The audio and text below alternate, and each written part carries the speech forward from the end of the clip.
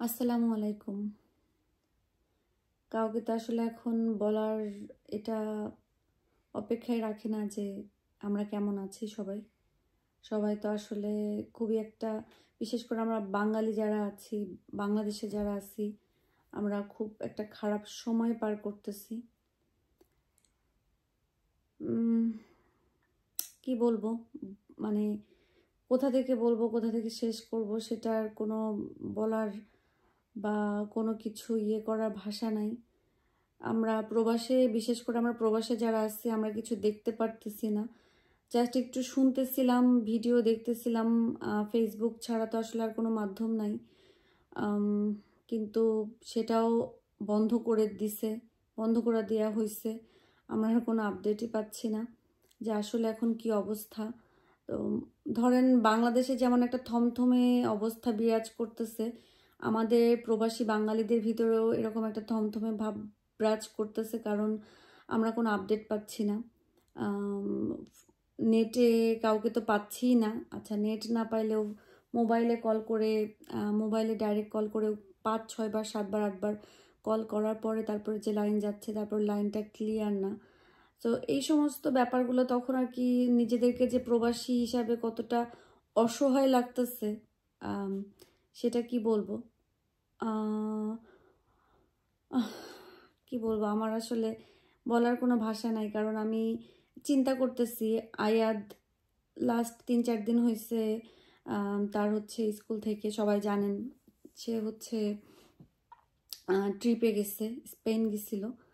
তা আমি গতকালকেই চিন্তা করতেছি যে আমার ছেলে, আমি একটা উন্নত দেশে আছি, আমি একটা উন্নত জায়গায় আছি, এখানকার স্কুল বলেন, কলেজ বলেন, বা যে কোনো মানুষ বলেন, বাচ্চাদেরকে বা একজন আরেকজনকে এত বেশি কেয়ার করে। যেমন আয়াতকে যে নিয়ে গেছে, আমার থেকে কিন্তু টিচাররা তাকে খুব বেশি খেয়াল করে রাখতেছে। তারপরেও আমি কিন্তু সারাক্ষণ টেনশন আছে। লাস্ট 3-4 রাত আমার কাছে মনে হয়েছে, হঠাৎ আমার ঘুমের ভিতরে মনে হয়েছে, আল্লাহ, আয়াত ওইখানে কি করতেছে, ঠিকভাবে শুইছে কিনা, ঘুমাইছে কিনা, সব কিছু। তো আজকে যখন আয়াত ফিরলো, যখন ওরা দেখছি, তখন আমার মনে যে একটা শান্তি লাগছে, এই শান্তিটা আসলে কাউকে বলে বোঝাতে পারবো না।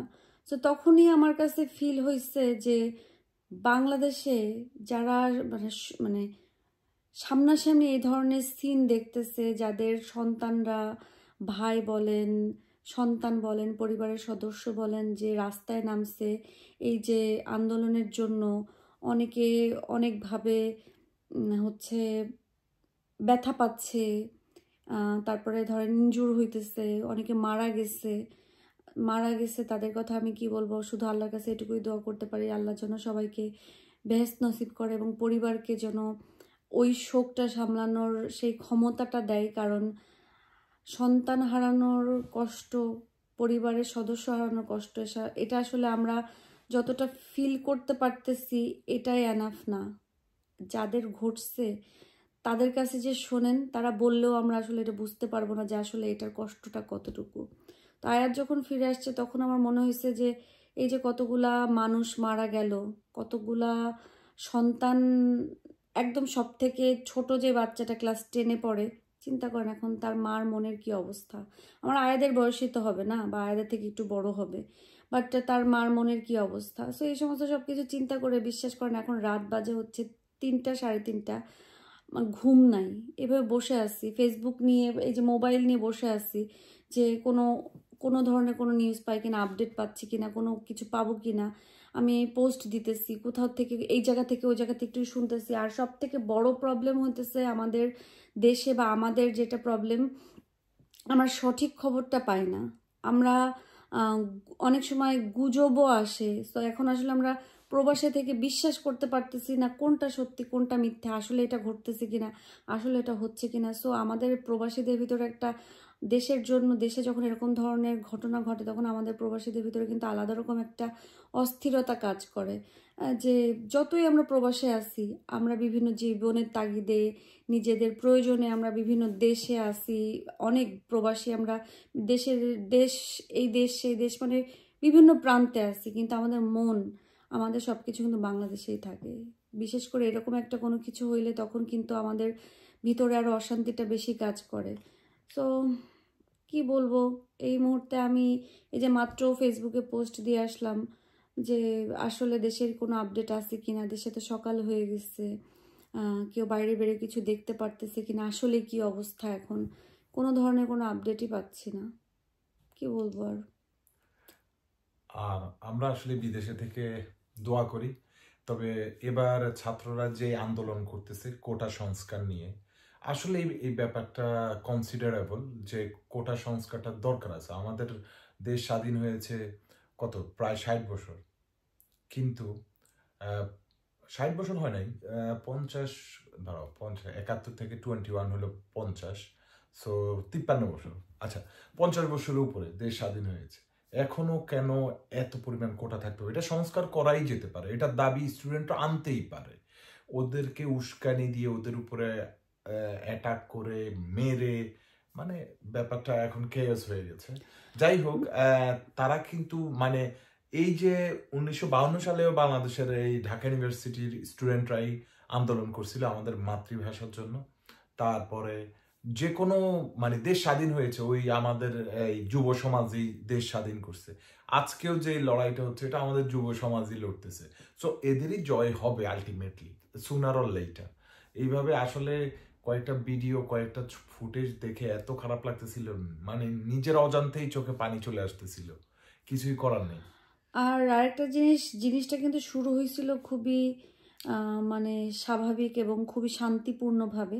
বিষয়টা কিন্তু শান্তিপূর্ণভাবে শেষ হতে পারতো, কিন্তু মাঝখানে কিছু কি বলবো, মানে মিসআন্ডারস্ট্যান্ডিংও হইতে পারে, আবার ভুল বোঝাবুঝির কারণে কিন্তু বিষয়টা এত বেশি, এত রক্তাক্ত খুনাখুনির ব্যাপারে চলে গেছে। আর স্বাভাবিক না, এটা কোনোদিনই অ্যাকসেপ্টেবল না। মানে এবার পুলিশ মরুক আর আর্মি মরুক আর আমাদের মায়ের সন্তানরা মরুক, স্টুডেন্ট মরুক, যেই হোক, আমাদের কোনো বাঙালি ভাই বা কারো বাবা, কারো সন্তান, কারো মা, কারো বাবা, এমন এমন অনেকেই যেই মারা যাক না কেন, সেই তো আমাদের বাংলাদেশেরই মানুষ।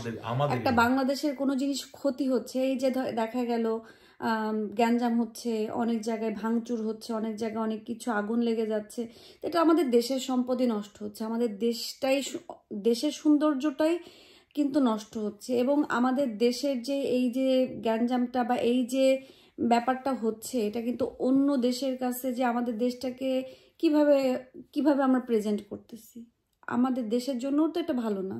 কারণ আমাদের প্রত্যেকটা মানুষেরই কিন্তু তার নিজের দেশের জন্য আলাদা রকম ভালোবাসা, ভালো লাগা কাজ করে।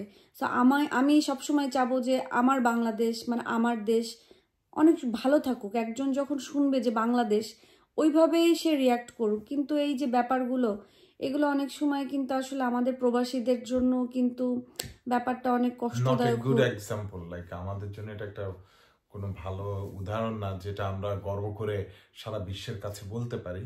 বাট আই থিঙ্ক আমার আমার পার্সোনাল যে অপিনিয়ন, এবার যে আমাদের ছাত্র গোষ্ঠী তাদের যে দাবি নিয়ে নড়তেছে, এটা তাদের 100% রাইট আছে এবং তাদের দাবিকে হাইলি কনসিডার করা উচিত।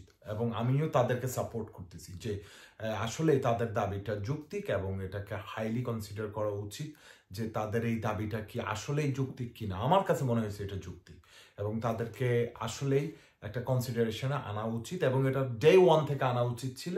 এটা আনা হয় নাই বিদায় আজকে এই অবস্থা।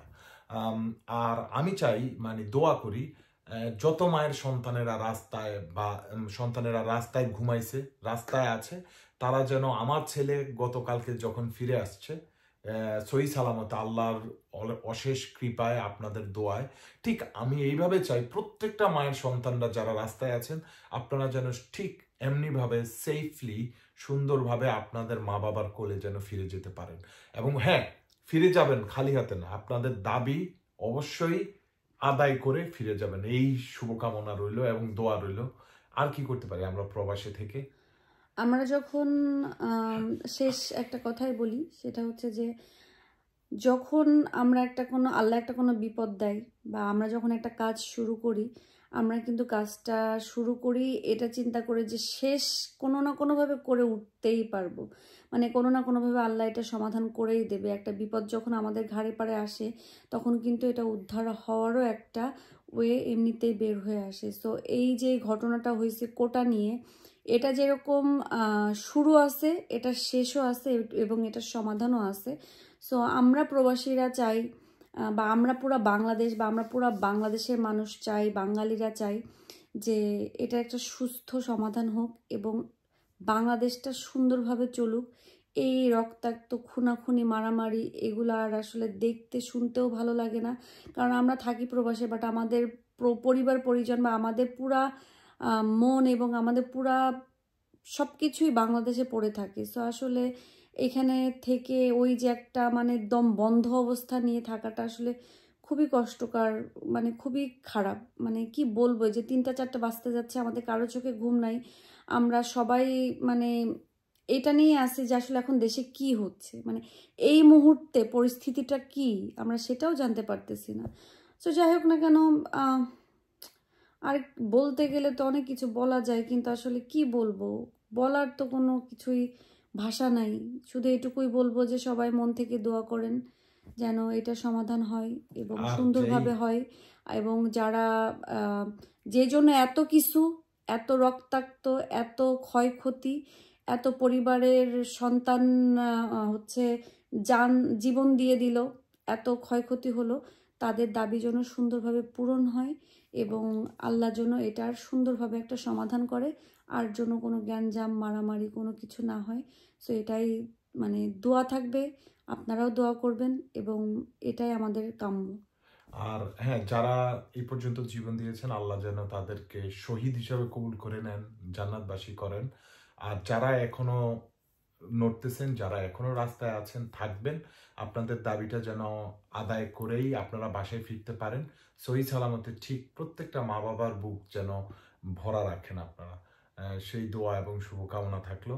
আমরা আসলে কোনো ব্লগ ভিডিও দিচ্ছি না, ভালো লাগতেছে না। সো ইনশাল্লাহ যখন আমরাও স্বাভাবিক হতে পারবো আপনাদের সাথে ফিরে আসবো। সো ভালো থাকবেন, দোয়া রাখবেন। আমরা বিদায় নিচ্ছি। আল্লাহ হাফেজ। আসসালামু আলাইকুম রহমতুল্লাহি ওয়া বারাকাতুহু।